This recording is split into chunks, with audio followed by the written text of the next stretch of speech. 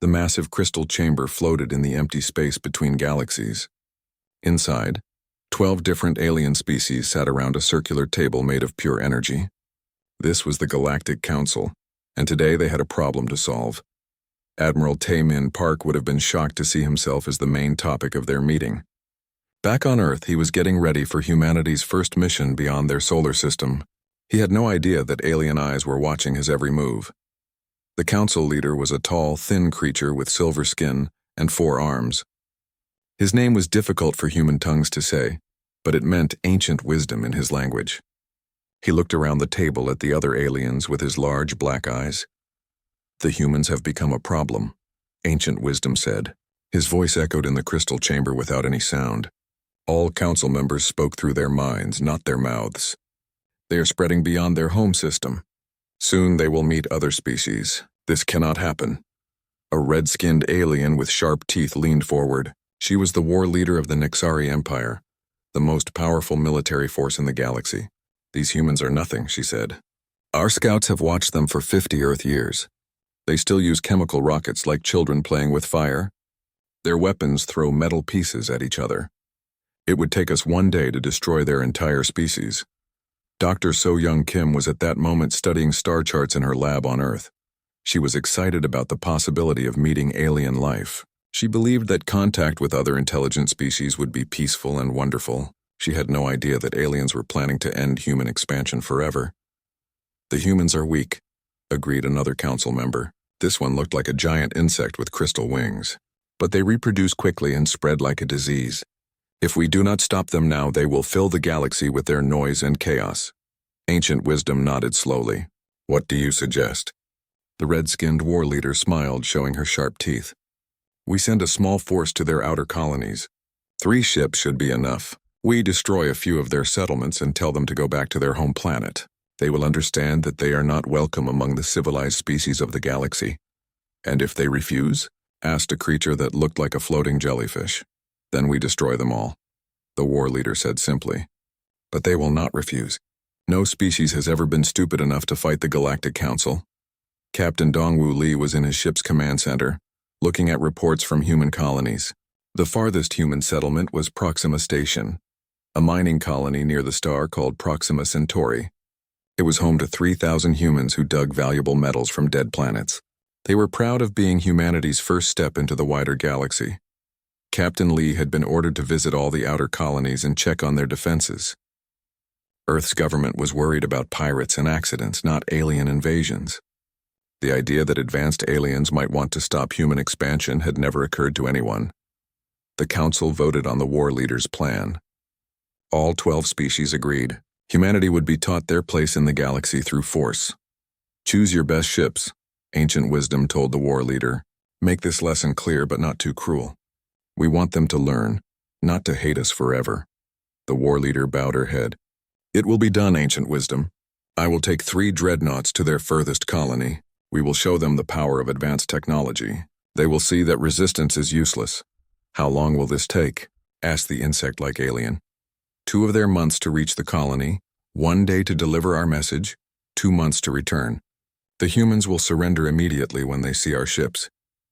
Back on Earth, Admiral Tae-min Park was meeting with Earth's president. They were discussing plans for humanity's next phase of expansion. Admiral Park believed that humans were ready to explore further into space. He had no way of knowing that alien ships were already traveling toward human space. "The colonies are doing well," Admiral Park reported. "Proxima Station is ahead of schedule on mining operations. New Sol Colony has started growing food successfully. The humans living there are happy and productive." President Min Jun Kang nodded. "Good, what about defenses?" "Basic protection against space debris and small meteors," Admiral Park said.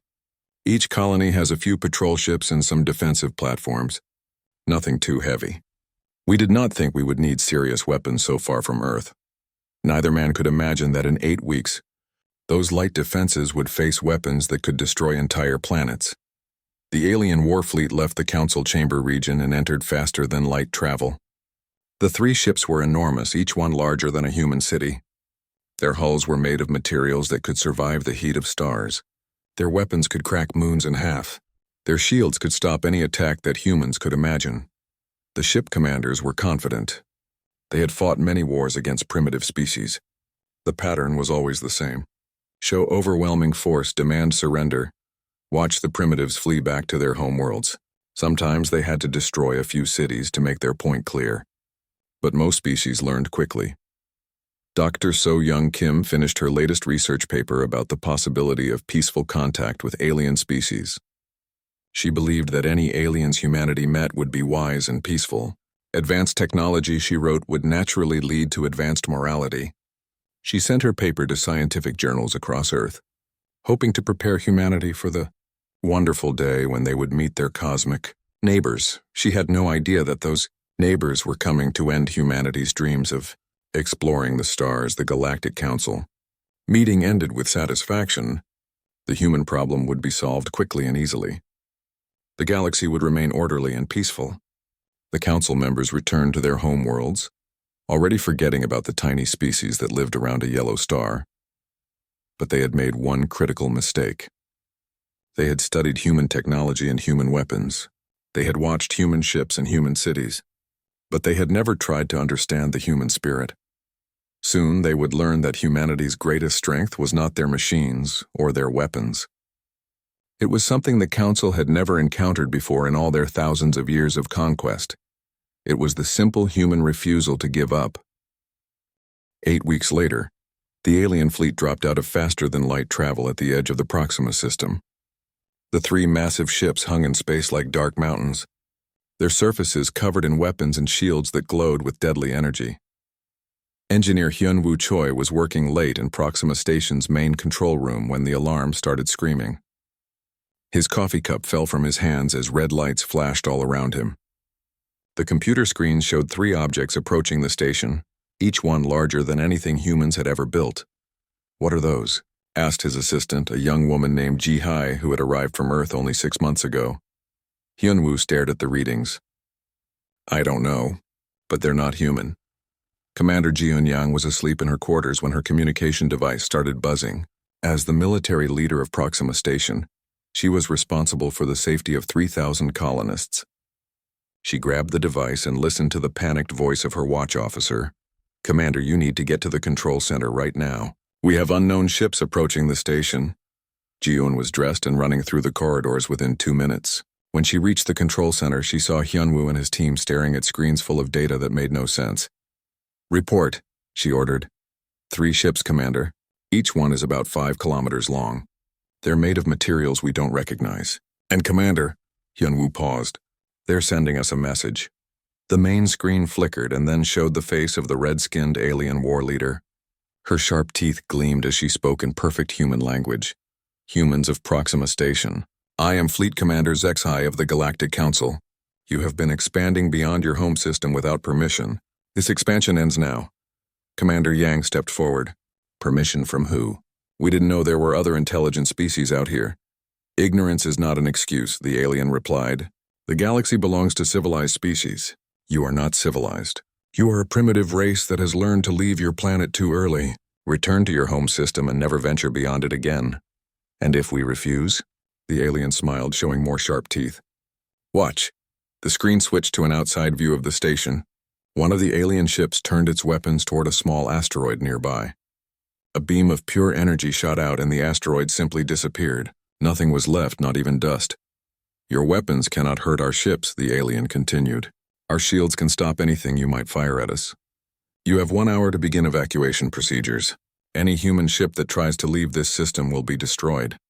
The communication ended, leaving the control room in shocked silence. Pilot Sung-Ho Nam was in his small patrol ship when the alien message came through. His ship was designed for checking mining equipment and chasing away space debris. It had one small laser for cutting metal and basic communication equipment. Against the alien ships, it was useless. But Sung-Ho had an idea. "Commander Yang," he called over the radio, "I'm going to get closer to those ships. Maybe I can learn something about them." "Absolutely not," Commander Yang replied. "Those ships could destroy you without even noticing. They said they want to teach us a lesson, not kill everyone immediately. If I act like I'm just curious, they might let me get close enough to scan their technology." Before Commander Yang could stop him, Sung-Ho turned his ship toward the alien fleet. He moved slowly and kept his weapons powered down. He even sent a simple radio message. "Hello, alien ships. We are very interested in meeting you. Can we talk?" Inside the alien command ship, the war leader laughed. "Look at this foolish human. He thinks we want to be friends." She ordered her crew to ignore the small human ship. "Let him come. He can watch when we destroy their defense platforms." Seung-ho's ship drifted closer to the aliens. His scanner equipment was basic, but it was working. The readings he was getting made his eyes wide with shock. The alien technology was incredibly advanced, but it followed patterns that human scientists could understand. More importantly, the alien shields had a weakness. Every few seconds, the shields flickered. Just for a moment, they became weaker. It was probably a normal part of how the shields worked, like a human heart beating. The aliens probably didn't even think about it, but humans were very good at noticing small details and finding ways to use them. Back on the station, Engineer Hyun-woo was working frantically. He wasn't just preparing for evacuation like the aliens had ordered. He was also installing hidden recording devices throughout the station's computer systems. If the aliens came aboard to check the station, these devices would scan their equipment and send the data back to Earth. "Are you crazy?" Ji-hai asked when she realized what he was doing. "If they catch you, they'll kill everyone on the station. If we just run away, they'll think humans are weak and stupid," Hyun-woo replied. "But if we can learn something about their technology, maybe Earth can defend itself better." Commander Yang was in her office, sending coded messages to Earth. She was telling them everything she could about the alien ships and their demands. But she was also sending another kind of message. "Earth Command, this is Proxima Station. We are facing 3 hostile alien vessels. They have demanded that humanity stop expanding beyond our solar system. They claim to represent something called the Galactic Council." She paused, then continued with the words that would echo across human space. "I want Earth Command to know that Proxima Station refuses to surrender. Humanity has spent thousands of years dreaming of reaching the stars. We will not abandon that dream because aliens tell us to stay home. If they want to stop human expansion, they will have to destroy every human in space." Her message reached Earth 12 minutes later. Within an hour, every human colony had received the same information. The reaction was not what the aliens expected. Instead of panic and surrender, human space filled with angry determination. Colonists who had been planning to return to Earth changed their minds. Ship captains who had been thinking about safer jobs volunteered for dangerous missions. Engineers and scientists began working together to find ways to fight technology far beyond anything humans had ever seen. The alien war leader received reports from her scouts. Human ships throughout their space were moving, but not toward Earth. They were spreading out, taking positions around colonies and important locations. More humans were coming to space, not fewer. "These humans are either very brave or very stupid," one of her officers said. "Probably both," the war leader replied. "No matter. Destroying their outer colonies will teach them wisdom." She ordered her ships to begin the attack on Proxima Station's defense platforms. The alien weapons were precise and deadly. The human defensive systems were destroyed in minutes. The colonists watched their protection disappear in flashes of alien energy. But the aliens didn't notice the small human patrol ship that was still drifting near their fleet. Seung-ho had recorded everything. The exact energy signatures of the alien weapons. The way their shields worked. The timing of the shield fluctuations. Most importantly, he had identified which ship was the command vessel. If humans ever got the chance to fight back, they would know which target to hit first. When the demonstration was over, the alien war leader spoke to Proxima Station again. "You have seen our power. Your defenses are gone. Your weapons cannot touch us. Will you surrender now?" Commander Yang looked around the control room at her people. Hyun-woo gave her a small nod. His hidden systems were ready. Seung-ho's voice came over the radio. "Data package uploaded and ready for transmission." "No," Commander Yang said simply. "We will not surrender." The alien war leader's smile disappeared. "Then you will all die." "Maybe," Commander Yang replied. "But first we're going to learn everything we can about you. And then we're going to teach the rest of humanity how to fight." The data burst from Proxima Station reached Earth, just as the alien ships began their final attack on the human colony.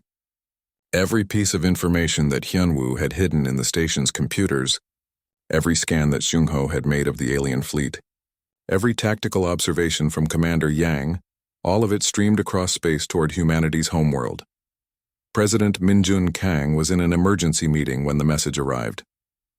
Around him sat the leaders of Earth's military, science, and industry. They had been discussing how to respond to the alien ultimatum. Now they had something much more valuable than debate. They had intelligence. "Show me everything," President Kang ordered. Dr. Yunbi Han was pulled from her quantum physics laboratory at Seoul University. She had been working on theoretical problems about computer processing when the military transport arrived at her building. 3 hours later, she was in a secure bunker beneath the Swiss mountains, staring at alien technology readings that should have been impossible. "These shield harmonics," she murmured, running calculations on her computer. "They follow quantum mechanical principles we understand, but the application is far beyond our current technology." General Woojin Lim leaned over her shoulder. "Can we beat them?" "Give me time," Dr. Han replied.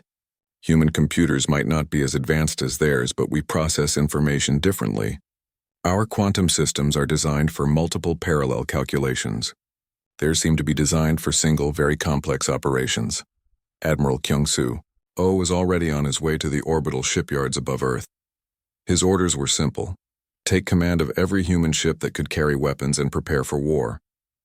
But first, he needed to understand what humanity was fighting against.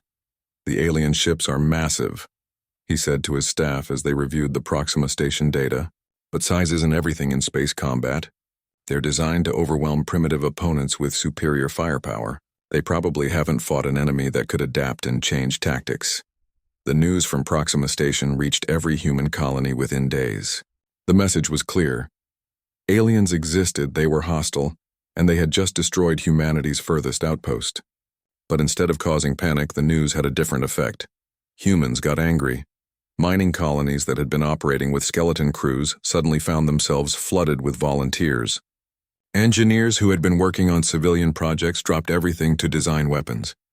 Factories that had been making farm equipment started producing missile guidance systems. Dr. Han made her first breakthrough 60 hours after seeing the alien data. She was exhausted, running on coffee and determination, when she realized what made alien shields different from human energy barriers. "They're using quantum field manipulation to deflect incoming energy," she explained to the assembled team. "The field oscillates at a specific frequency to match whatever's attacking them. But the oscillation takes time to adjust." "How much time?" asked General Lim. "About 3.7 seconds for a complete cycle. During the adjustment phase, the shields are at minimum effectiveness for approximately 200 milliseconds. General Lim smiled grimly. 200 milliseconds is an eternity in combat. "Can we exploit this?" "With human quantum computers, yes. We can calculate the shield frequency in real time and fire during the vulnerable windows. But we need weapons that can penetrate their weakened shields." That problem was solved by a team of mining engineers from the asteroid belt. They had been studying the alien weapon signatures and realized something important.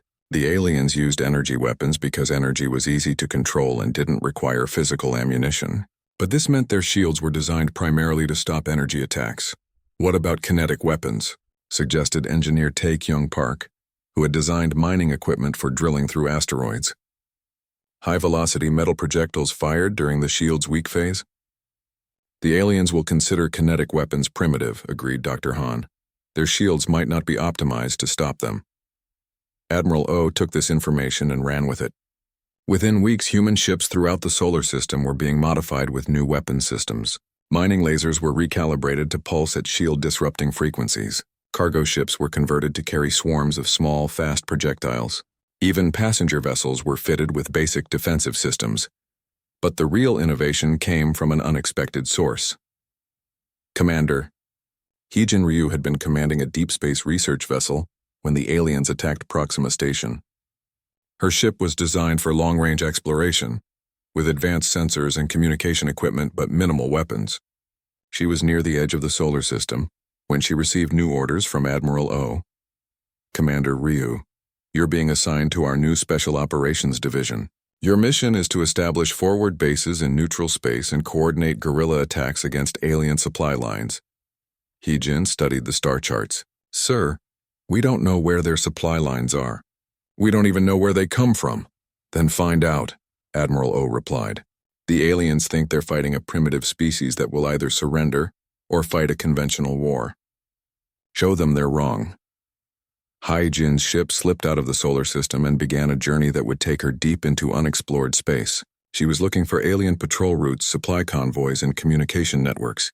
Her ship was small and quiet, designed to avoid detection while gathering intelligence. Meanwhile, on Earth, the largest military mobilization in human history was taking place. President Kang had authorized unlimited resources for defense research. Every major corporation was now working on military projects. Every university was designing new weapons or defensive systems. The aliens had given humanity a great gift, though they didn't know it. They had provided a common enemy that united every human nation, colony, and faction. Disputes that had been dividing humanity for decades were set aside. Everyone was working toward the same goal, proving that humanity belonged among the stars. Dr. So-Young Kim found her role changing from xenobiologist to intelligence analyst. She was studying every piece of data about alien culture and psychology that could be gathered from their communications and behavior patterns. They're convinced of their own superiority, she reported to President Kang. Their entire society seems to be built on the idea that advanced technology equals advanced civilization. They can't imagine that a primitive species might have advantages they lack. What advantages do we have? President Kang asked. Adaptability, creativity, the willingness to use unconventional tactics, and something else. We're used to fighting each other. Humans have been developing military strategy and tactics for thousands of years. These aliens seem to have been the dominant power for so long that they've forgotten how to fight a real war. 3 months after the attack on Proxima Station, humanity struck back. The first target was an alien patrol ship that had been monitoring the outer edge of human space. Commander Heejin Ryu's intelligence network had identified its patrol route and schedule. A squadron of modified human fighters waited in the shadows of an asteroid field. When the alien ship arrived, it was hit by a coordinated attack unlike anything the aliens had ever experienced. The human ships fired their weapons in carefully timed bursts, exploiting the shield vulnerability that Dr. Han had discovered. Kinetic projectiles punched through the weakened barriers while energy weapons overloaded the alien ship's power systems. The alien ship was destroyed in less than 30 seconds. More importantly, human teams boarded the wreckage and recovered alien technology, weapons, and computer cores. Every piece of alien equipment was immediately transmitted back to Earth for analysis. Similar attacks began happening throughout the galaxy. Human ships appeared where aliens least expected them, struck hard and fast, then disappeared before reinforcements could arrive. Each attack taught humanity more about alien technology and tactics. The aliens who had thought crushing humanity would be simple suddenly found themselves fighting an enemy they didn't understand. An enemy that learned from every defeat and grew stronger from every victory. An enemy that refused to stay defeated. Back in the crystal chambers of the Galactic Council, ancient wisdom was receiving disturbing reports. The simple police action against the humans had become something much more dangerous. How many ships have we lost? He asked the red-skinned war leader. 17 patrol vessels, 5 supply convoys, and 2 forward bases, she admitted. The humans are using tactics we have never seen before. They attack our weak points and disappear before we can respond. Send more ships, ancient wisdom ordered. Enough to destroy every human colony at once. But the war leader had a worried expression. Ancient wisdom, there is something else. The humans are not fighting alone anymore. 3 of our subject species have begun refusing orders. They claim they are inspired by human courage. Ancient wisdom felt something he had not experienced in centuries. Doubt. The human problem was becoming much larger than anyone had expected. 6 months after the first alien attack, the galaxy was no longer the peaceful, ordered place the Galactic Council had controlled for thousands of years. Human strike teams were hitting alien targets across 17 different star systems, and each attack was more sophisticated than the last. Captain Juwan Seo commanded the newest ship in humanity's growing fleet. The vessel had been built using a combination of human engineering and captured alien technology. Its weapons could penetrate alien shields. Its armor could withstand their energy beams, and its engines could outrun their fastest ships. Target confirmed, reported his weapons officer as they approached an alien command ship near the Vega system. It's the same class that destroyed Proxima Station. Captain Seo studied the tactical display. The alien ship was massive and heavily armed, but it was alone. Intelligence reports suggested it was coordinating alien patrol activities in this sector. Destroying it would blind the aliens to human movements for weeks. All weapons fire on my mark, Captain CO ordered. Remember the timing. We get one good shot before they adapt. The human ship's computers calculated the exact moment when the alien shields would be weakest. Multiple weapons fired at once. Kinetic projectiles, energy beams, and electromagnetic pulse warheads. The alien ship's shields collapsed under the coordinated assault. But instead of destroying the alien vessel, Captain CO did something unexpected. Boarding teams. Launch now, he ordered. Small human ships attach themselves to the alien hull. Teams of soldiers in advanced armor cut through the alien ship's walls and fought their way to the command center. Their mission was not to destroy the ship, but to capture it intact. The alien crew surrendered when they realized their ship was lost. They had been trained to fight other alien species with predictable tactics, not humans who seemed to appear from nowhere and do impossible things. Commander Hyejin Ryu had been very busy since establishing humanity's first forward base in alien space. The base was hidden inside a hollowed-out asteroid, disguised to look like just another piece of space debris. From here, she coordinated attacks and gathered intelligence on alien movements. "Ma'am, we've identified another alien convoy," reported her intelligence officer. 3 supply ships heading toward the Galactic Council's main base near Andromeda. What are they carrying? Commander Ryu asked. The intercepted communications mentioned pacification equipment and planetary bombardment systems. They're building up for a major attack on human space. Commander Ryu smiled grimly. Then we need to make sure those supplies never arrive. The attack on the alien convoy was different from previous human operations. Instead of simply destroying the ships, human teams captured them and their cargo. The aliens found themselves prisoners on their own vessels while humans learned to operate advanced alien equipment, but the most important discovery came when specialist Young Sik Park's interrogation team began questioning the alien. Prisoners, they're not all allies. Young Sik reported to Commander Ryu. The Galactic Council isn't what it seems. Most of the alien species are forced members, not willing partners. Explain, Commander Ryu ordered. The Velkorians and Nexari are the real powers. They conquered the other species centuries ago and forced them to join the Council. The other aliens hate their overlords, but they're too afraid to rebel. This information changed everything.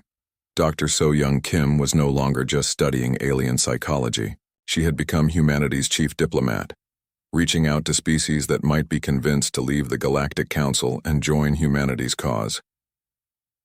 Her first contact was with a species called the Kytherans. They were crystalline beings who had once been free, explorers of space until the Council conquered their homeworlds and forced them to serve as construction workers for alien projects. We offer you something the Council never has, Dr. Kim transmitted to the Kytheran leadership. Freedom. The right to choose your own destiny among the stars. The response came after several days of careful consideration. Humans of Earth, we have watched your war against the Council. You fight not for conquest, but for the right to exist freely. This is something we remember from before our enslavement. We will help you. The first Kytheran ships defected during a battle near the Sirius system. Instead of attacking human vessels, they turned their weapons on their Galactic Council escorts. The Council forces found themselves fighting a 2-front battle they couldn't win. More defections followed. Species that had been forced to serve the Council for centuries saw humanity's example and remembered what freedom felt like. The Galactic War became a revolution. General Wu Jin Lim was coordinating the overall human strategy from a command center on Earth's moon. The tactical situation was changing so rapidly that traditional military planning was almost impossible. The aliens are pulling back from their forward positions, he reported to President Kang. They're consolidating their forces around their main strongholds. Are they preparing to surrender? President Kang asked. No, sir. They're preparing for a final battle. Intelligence suggests they're massing the largest fleet in galactic history near the Andromeda Nexus. They want to end this war with one overwhelming attack. President Kang studied the star charts. How many ships are we talking about? Over 3,000 vessels, sir. Everything the Council can bring to bear. If they reach Earth, they could destroy our entire solar system. But humanity had been preparing for this possibility. Admiral Kyung-Soo Oh had been building more than just a defense fleet. He had been creating a mobile force that could take the war to the enemy. "We're not going to wait for them to attack Earth," Admiral O announced to his fleet commanders. "We're going to hit them at Andromeda before they can organize their assault." The human fleet that assembled for the final battle was unlike anything that had ever existed. Ships built with human ingenuity and alien technology, crews that included not just humans but Catharans, Solari, and representatives from 6 other species that had abandoned the Council to fight for freedom. Dr. Yunbi Han had made another breakthrough in understanding alien technology. By combining human quantum computers with captured alien systems, she had created something entirely new. "We can now predict their tactical responses," she explained to the fleet commanders. "The Council species have been using the same strategies for thousands of years. They adapt slowly and follow predictable patterns. Our computers can calculate their likely moves faster than they can make them." As the combined human-allied fleet moved toward the Andromeda Nexus, they were joined by more defectors. Entire alien fleets switched sides when they realized they had a chance to win freedom from the Council's oppression. The red-skinned war leader who had destroyed Proxima Station found herself commanding a force that was shrinking every day. Species that had served the Council for centuries were declaring independence and joining the human cause. "This is impossible," she told Ancient Wisdom during an emergency council meeting. "The humans are primitives. They should have surrendered months ago." Ancient Wisdom's forearms trembled with anger. "Then destroy them all. Use every weapon we have. Turn their planets into dust. Make an example that will terrify any species that thinks of defying us." But it was too late for intimidation. The galaxy had seen that the mighty Galactic Council could be challenged and beaten. Species across hundreds of star systems were rising up against their oppressors. The human fleet reached the edge of the Andromeda Nexus to find the Council's massive armada waiting for them. 3,000 alien ships hung in space like a cloud of death, their weapons powered and ready. Admiral Taemin Park, now commanding the largest fleet in human history, opened communications to the entire galaxy. "To every sentient being who can hear this message, today, we fight not just for humanity's right to explore the stars, but for every species' right to determine their own future. The age of forced submission to powerful overlords ends here." The final battle was about to begin, but as Admiral Park looked at his fleet, he saw something the Galactic Council had never expected to face. He saw humans, Kitharans, Solari, and dozens of other species working together as equals, united by the simple belief that freedom was worth fighting for. The aliens had made their biggest mistake when they assumed that crushing humanity would be simple. They had never considered that humanity's greatest weapon was not technology or firepower, but the ability to inspire others to believe in something better than conquest and domination. Now they would learn what happened when that inspiration became action. The space around the Andromeda Nexus became the largest battlefield in galactic history. 3,000 Council ships faced a combined human and allied fleet of nearly equal size. But numbers told only part of the story. Admiral Taemin Park stood on the bridge of his flagship, watching the tactical displays that showed the positions of both fleets. Beside him, representatives from 12 different species worked together to coordinate the attack. What had begun as humanity's fight for survival had become something much greater. "All ships report ready for battle," announced Captain Dongwu Li, who now served as Admiral Park's chief of staff. "The Allied forces are in position." "Sir," added the Kitharan tactical officer, her crystalline voice ringing clearly in the command center. "Our scouts report that the Council fleet is divided into traditional formation groups. They appear to be using the same battle strategies they have employed for centuries." Admiral Park nodded.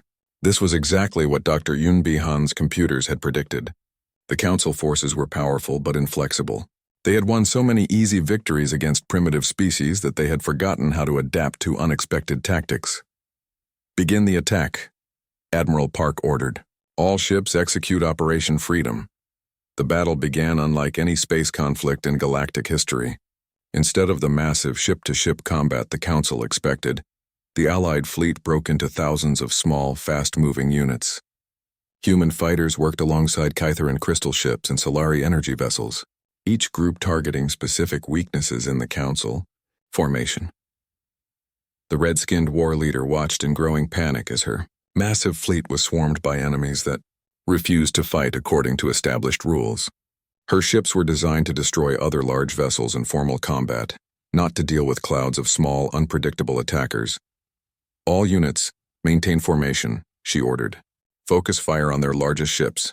But the Allied fleet didn't have traditional large ships. Dr. Hahn's research had led to a new approach to space combat. Instead of building massive vessels that could be easily targeted, humanity had created networks of smaller ships that worked together like a single organism. Captain Juan Seo led one such network, coordinating 17 different vessels in a complex dance around a council dreadnought. The human, Kitharan, and Solari ships took turns attacking the alien vessel's shields, each strike timed perfectly to exploit the weakness Dr. Hahn had discovered. Target shields down to 40%, reported his weapons officer. Enemy vessel is trying to rotate to bring fresh shield generators to bear. Kitharan units block their rotation, Captain Seo ordered. Solari squadron, prepare to fire on my mark. The crystalline Kitharan ships moved with perfect precision, using their advanced engines to prevent the Council dreadnought from turning. At the exact moment when its shields were weakest, the Solari energy weapons fired in unison. Punching through the alien defenses, the massive Council ship began breaking apart, its crew escaping in small pods rather than fighting to the death. This pattern repeated throughout the battlefield. The Council forces, faced with tactics they couldn't understand or counter, began surrendering rather than dying uselessly. President Minjun Kang was in the command center on Earth, watching the battle reports come in from Andromeda. Each update brought better news. The Allied fleet was winning, but more importantly, they were winning without the massive casualties everyone had feared. "Sir," reported his communications officer, "we're receiving surrender requests from over 400 Council vessels. They're requesting safe passage to neutral space. President Kang made a decision that would echo through galactic history. Grant their request. Any Council ship that surrenders will be allowed to leave safely. We're fighting for freedom, not conquest." This message was broadcast across the battlefield, and its effect was immediate. Hundreds of Council ships stopped fighting and requested permission to withdraw. Many of their crews were species that had been forced to serve the Council against their will. They saw the Allied forces' mercy as proof that this new coalition was different from their former masters. But not all of the Council forces were ready to give up. Ancient Wisdom, commanding from the massive crystal fortress at the center of the Nexus, ordered his remaining ships to make a final desperate attack. "If we cannot win this battle, we will make it so costly that no other species will dare challenge us." General Wu Jin Lim had anticipated this move.